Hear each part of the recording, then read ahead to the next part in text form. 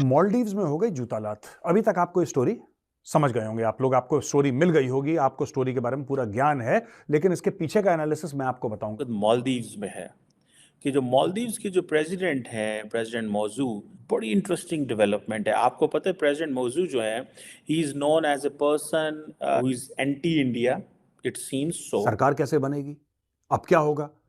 तो पहले भैंसा भैंसी शुरू हुई, उसके बाद शुरू हुई जूतालात।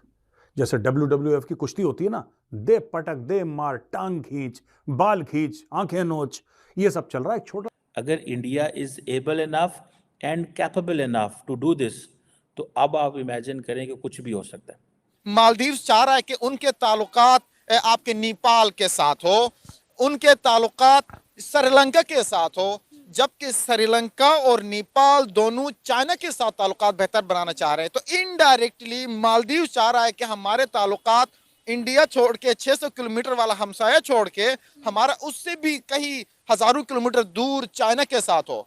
तो ये मैं जाती तौर पर समझता हूं कि जो मालदीव्स की इकोनॉमी है, जो एक राइजिंग टूरिज्म हब बनता जा रहा है, उसके लिए बहुत बड़ा नुकसान है। अच्छा, हमारे प्राइम मिनिस्टर में और उनके प्राइम मिनिस्टर में फर्क क्या है? भाई फर्क क्या, कोई उनमें कंपैटिबिलिटी नहीं है। अच्छा। वो मोदी भाई हम जितनी मर्जी उसको गालियां दे, इंडिया को देखें वो कौन से नेक्स्ट लेवल पे लेके जा रहा है, और हम पाकिस्तान को किधर लेके जा रहे हैं? हम जमीन के अंदर दफनाई जा रहे हैं, दफनाई जा रहे हैं। और लाइक आप उसको देख लें, लेवल ही नहीं है। इन्होंने बात की कि जितनी मर्जी गालियां दे, ये जो सोच हमारे माइंड में है, मतलब पाकिस्तान के मोस्टली लोग बड़ी नफरत करते थे। मैं आप ये नहीं कहूँगा करते हैं, क्योंकि अब सोशल मीडिया से बहुत सी चीजें सामने आ रही है कि इंडिया के प्राइम मिनिस्टर उन्हें कहाँ तक लेके चले गए, इंडिया के प्राइम मिनिस्टर ने 5वीं बड़ी इकॉनमी बना दी। तो अब झुकाव जो है वो बहुत ज़्यादा उस आइलैंड पे बढ़ता जा रहा है, और उसी को देखते हुए आपके पड़ोसी मुल्क मालदीव्स को बहुत मिर्ची लगी है। और वो मिर्ची ऐसे लगी सर कि उसके बाद हमने देखा कि एंटी इंडिया स्टेटमेंट्स हमारे सामने आने लग गए, और प्राइम मिनिस्टर नरेंद्र मोदी के बारे में उनके अगेंस्ट उन्होंने काफ़ी बातें भी की। और उसके बाद भी हम देख रहे हैं, बातें सुन हमने देखी, और उसके बाद अब उनको अफ़सोस होने लग गया कि इंडिया जो है हमसे बायकॉट कर रहा है। इंडियन अवाम में बहुत एग्रेशन था, इतनी ज़्यादा फ्लाइट्स जो है वो कैंसल कर दी गई। शी जिनपिंग ने मोहम्मद मुइजू को टुकड़े फेंके होंगे, रोटी के टुकड़े, कि ले भाई बोटियां फेंकी होंगी, खा ले रोटी, खा ले बोटी। अब वो बंदा अपनी लॉयल्टी प्रूव करना चाहता है अपने चाइनीज बाप को। He is trying to prove his loyalty, और लॉयल्टी के चक्कर में उसने एक बच्चे की जान ले ली भाई। ये वो नहीं है डायलॉग अक्षय कुमार का कि बच्चे की जान लो, इसने एक्चुअली एक बच्चे की जान ले ली। दोस्तों स्टोरी कुछ इस प्रकार से है कि आपको पता है टापू बने हैं पूरे मालदीव्स में ना। एक अकेला मालदीव्स तो ऐसा है नहीं जैसे भारत है कि पूरा लैंड मास है, वो अलग अलग टापू बने हुए। तो एक दूसरे टापू में, जो कैपिटल सिटी माले वाला नहीं, दूसरा दूर टापू, वहां पे एक बच्चा बीमार था। बच्चे को था कैंसर, बच्चे को हो गया स्ट्रोक। बच्चे को इवैक्यूएट करके अस्पताल लाना था। भारत का जहाज, भारत का हेलीकॉप्टर खड़ा है, भारतीय सैनिक खड़े हैं, बोल रहे हैं आप हमें ऑर्डर दीजिए, हम फट से बच्चे की जान बचा लेंगे। लेकिन इस आदमी की ईगो और इस आदमी की वफादारी, आदमी कौन? मोहम्मद मुइजू, इसकी वफादारी मालदीव्स के लोगों के लिए नहीं है, इसकी वफादारी है अपने चीनी बाप शी जिनपिंग के लिए। उसने बोला कि अगर मालदीव्स का एक बच्चा मेरे बाप पे कुर्बान होता है तो हो। उसने बच्चे की कुर्बानी दे दी, बच्चे की उसने। जय हिंद दोस्तों।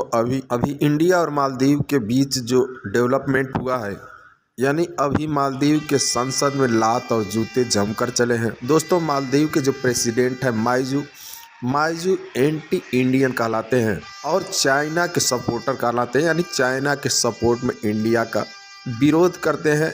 और अब इसका विरोध मालदीव पे होने लगा है, यानी अब आप कह सकते हैं कि मालदीव में माइजू की गवर्नमेंट जो है वो गवर्नमेंट मालदीव के सत्ता से बाहर होती दिखाई दे रही है। और दोस्तों इस तरह के इंटरेस्टिंग वीडियो देखने के लिए हमारे चैनल को सब्सक्राइब जरूर कर लें। लेकिन इसके पीछे का एनालिसिस मैं आपको बताऊंगा दोस्तों कि मालदीव्स में हो गई जूतालात। बेसिकली 4 मंत्रियों को जो अप्रूवल देना होता है ना, पार्लियामेंट वहां के क्या है, वहां का कानून है कि मंत्रियों का पार्लियामेंट अप्रूवल देती है। जो मालदीवियन डेमोक्रेटिक पार्टी है, जो कि मोहम्मद मुइजू के खिलाफ है, यानी कि मालदीवियन डेमोक्रेटिक पार्टी ऑपोजिशन में है, it is in the opposition, और वो प्रो इंडिया पार्टी है। उसने बोला कि तुम्हारे जो 4 मंत्री हैं ना, तुम्हारे इन 4 मंत्रियों को हम अप्रूवल देते ही नहीं, हम नहीं देंगे अप्रूवल, जाओ ऐश करो। अच्छा, इससे क्या हुआ कि वहां पे बहुत हड़कंप आ गई कि सरकार कैसे बनेगी, अब क्या होगा। तो पहले भैंसा भैंसी शुरू हुई, उसके बाद शुरू हुई जूता लात। जैसे WWF की कुश्ती होती है ना, दे पटक दे मार, टांग खींच, बाल खींच, आंखें नोच, ये सब चल रहा है। तो मालदीव्स में है कि जो मालदीव्स के जो प्रेसिडेंट हैं, प्रेसिडेंट मौजू, उनके खिलाफ एक सुनने में आ रहा है कि अपोजिशन जो है वो एक इम्पीचमेंट मोशन लेके आ रही है। बड़ी इंटरेस्टिंग डेवलपमेंट है। आपको पता है प्रेसिडेंट मौजू जो है, he is known as a person जिन्होंने जिसे वो कहते हैं ना कि who is anti India, it seems so. और उन्होंने एक इंडिया फ्रेंडली जो प्रेसिडेंट थे इब्राहिम मोहम्मद सोलेह को हराया। और बड़ा यंग मैन है, 45 है, इतना ज़्यादा बूढ़े भी नहीं है, लेकिन लगते बूढ़े हैं काफ़ी वैसे। But any how that's a separate question. But the important thing is कि प्रेसिडेंट मौजू जो है उनके खिलाफ एक इम्पीचमेंट मोशन आ रहा है। जो अब पोजीशन ये है कि द मालदीव्स की जो पार्लियामेंट है उसका साइज़ जो है वो तकरीबन 80 मेंबर हैं। जो अपोजिशन जो जमात है MDP, जो उसे मालदीवियन डेमोक्रेटिक पार्टी कहा जाता है, और दूसरी तरफ गवर्नमेंट की जो जमातें हैं और जो अदर्स हैं, जो बाकी जो लोग हैं, वो तकरीबन उनकी 19 तादाद है। बट एनी हाउ कहा जाता है कि 2/3 मेंबर्स चाहिए प्रेसिडेंट के खिलाफ जो इम्पीचमेंट, यानी कि 53 वोट्स चाहिए। इस हवाले से जो 1/3 मेंबर्स हैं ऑफ द पार्लियामेंट, जब वो राइटिंग में दे दें तो जो मोशन है वो आ सकता है पार्लियामेंट के अंदर, और 2/3 जो है वो उनकी वो चाहिए होता है उनको, अगर आपने रिमूव करना है। आपको ये बात पता है कि मालदीव्स का भारत के साथ बड़ा अच्छा रिलेशन था, और आज से नहीं, दशकों से। जब से मालदीव्स आजाद हुआ है तब से भारत के साथ इनका बिल्कुल डन वाला मामला है।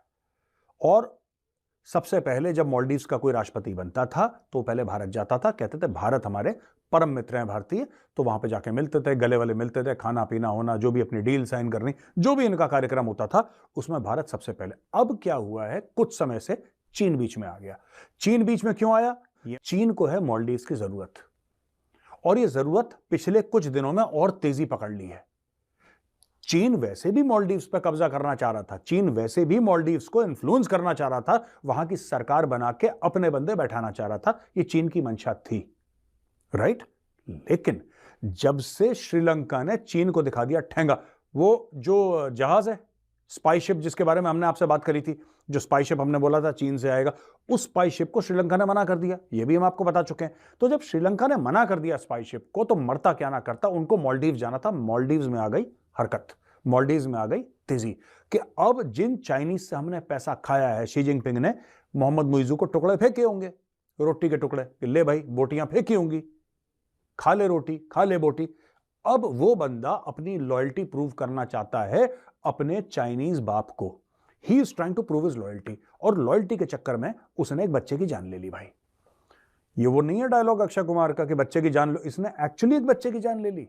दोस्तों स्टोरी कुछ इस प्रकार से है कि आपको पता है टापू बने हैं पूरे मालदीव्स में ना, एक अकेला मालदीव्स तो ऐसा है नहीं जैसे भारत है कि पूरा लैंड मास है, वो अलग अलग टापू बने हुए। तो एक दूसरे टापू में, जो कैपिटल सिटी माले वाला नहीं, दूसरा दूर टापू, वहां पे एक बच्चा बीमार था, बच्चे को था कैंसर, बच्चे को हो गया स्ट्रोक, बच्चे को इवैक्यूएट करके अस्पताल लाना था। भारत का जहाज, भारत का हेलीकॉप्टर खड़ा है, भारतीय सैनिक खड़े हैं, बोल रहे हैं आप हमें ऑर्डर दीजिए, हम फट से बच्चे की जान बचा लेंगे। लेकिन इस आदमी की ईगो और इस आदमी की वफादारी, आदमी कौन? मोहम्मद मुइजू, इसकी वफादारी मालदीव्स के लोगों के लिए नहीं है, इसकी वफादारी है अपने चीनी बाप शी जिनपिंग के लिए। उसने बोला कि अगर मालदीव्स का एक बच्चा मेरे बाप पे कुर्बान होता है तो हो, उसने बच्चे की कुर्बानी दे दी, बच्चे की उसने बलि चढ़ा दी।